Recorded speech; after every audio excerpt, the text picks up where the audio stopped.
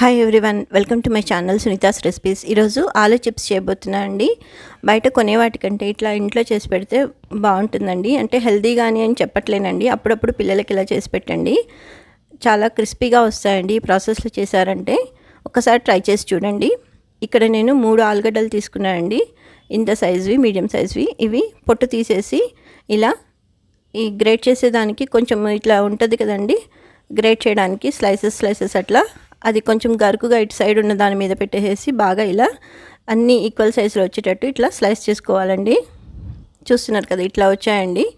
ఇప్పుడు వీటన్నిటిని నార్మల్ వాటర్లో వేసేస్తున్నానండి. ఇందులో నేను సాల్ట్ ఏమీ యాడ్ చేయలేదండి, జస్ట్ ప్లెయిన్ వాటర్ అండి. ఇందులోకి ఇలా వేసేసి ఒక 10 మినిట్స్ వరకు అలానే ఆ వాటర్లోనే ఉంచేసేయాలండి. ఇలా ఇప్పుడు ఇందులోంచి తీసేసి ఒక స్ట్రైనర్లో వేసేసేయాలండి.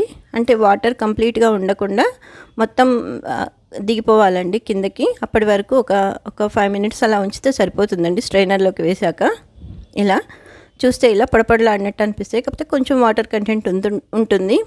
ఇప్పుడు వీటన్నిటిని ఒక క్లాత్ మీద ఆరబెట్టుకోవాలండి. ఒకదాని మీద ఒకటి ఓవర్లాప్ అవ్వకుండా ఇట్లా కొంచెం వెడల్పుగా ఇలా ఆరబెట్టుకోవాలండి.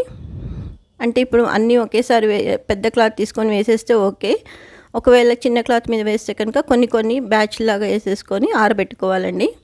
ఇలా మళ్ళీ ఒకసారి పైనుంచి క్లాత్తో ప్రెస్ చేసుకోవాలి. మీరు క్లాత్ ఇష్టం లేకపోతే కనుక టిష్యూ పేపర్, కిచెన్ టిష్యూ ఉంటుంది కదండి, దాంట్లో అయినా సరే వేసేసి ఆరబెట్టుకోవాలి. ఇక్కడ ఆయిల్ ఫ్రై చేయడానికి పెట్టుకున్నానండి.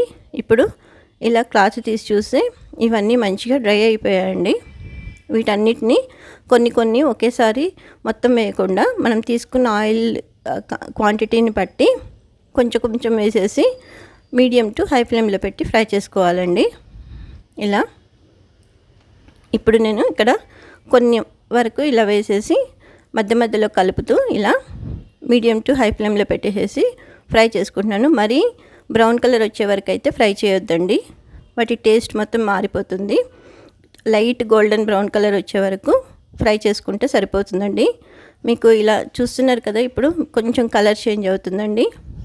ఒక్కటి కూడా మెత్తగా ఉండదండి, అన్నీ క్రిస్పీగా అవుతాయండి ఇలా చేశారంటే. ఇప్పుడు ఒక జల్లిగంట తీసుకొని అందులోకి ఇలా వేసేసుకొని ఇలా ఆయిల్ కొంచెం మొత్తం ఇట్లా పోయేదాకా ఇలా అనుకొని ఇప్పుడు ఒక ప్లేట్లో టిష్యూ పేపర్ వేసేసుకొని దాని మీద స్ప్రెడ్ చేసేసుకోవాలండి. ఇలా మిగతావి కూడా సేమ్ ఇదే ప్రాసెస్ కంటిన్యూ చేయాలండి. ఒక 3 to 4 బ్యాచెస్ అవుతాయండి ఇలా. అంటే మీరు తీసుకున్న ఆలు ఎక్కువ క్వాంటిటీ ఉంటే కనుక ఇంకా కొంచెం ఎక్కువ పడతాయి. వీటిని కూడా ఇలానే ఈ లైట్ గోల్డెన్ బ్రౌన్ కలర్ వచ్చే వరకు ఫ్రై చేసుకోవాలి.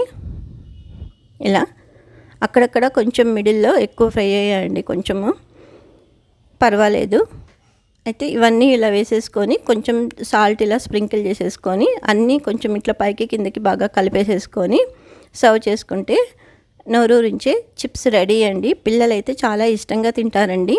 ఇంట్లో ఆయిల్ కాబట్టి, ఫ్రెష్ ఆయిల్ వాడతాం కాబట్టి బాగానే ఉంటాయండి.